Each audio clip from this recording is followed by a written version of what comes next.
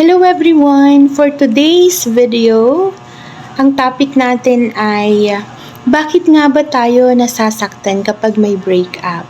Yan.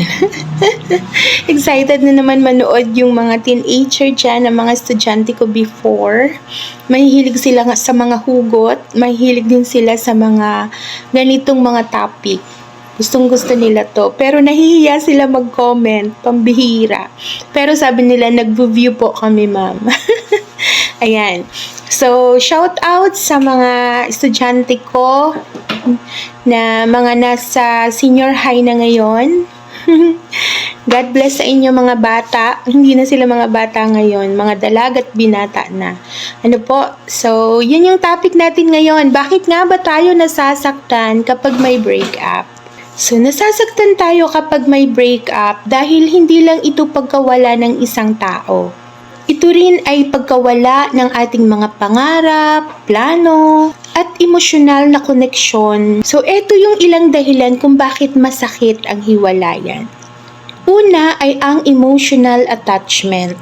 Kapag nagmahal tayo, nagkakaroon tayo ng malalim na emotional connection sa tao na nakarelasyon natin.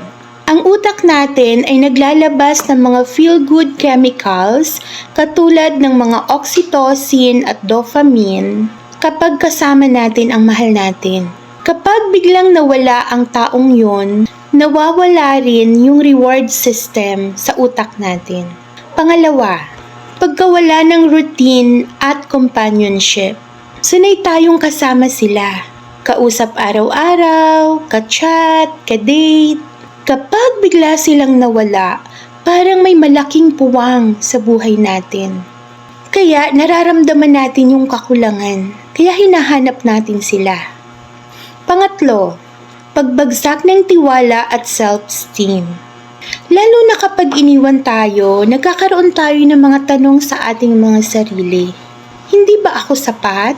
Ano bang mali sa akin? Minsan sinisisi pa natin yung ating mga sarili. Ang mga ito yung mga nakakaapekto sa ating tiwala sa sarili. Pang-apat po ay pagkawala ng pangarap. Kapag in love tayo, ini-imagine natin yung future na kasama natin yung mahal natin. Kaya kapag nakipaghiwalay tayo, para na ring nabasag yung mga plano at pangarap. Panglima, takot sa pagbabago. Ang breakup ay malaking pagbabago at ang pagbabagong ito ay mahirap. Kadalasang ito ay mahirap, lalo na kapag hindi natin to pinili.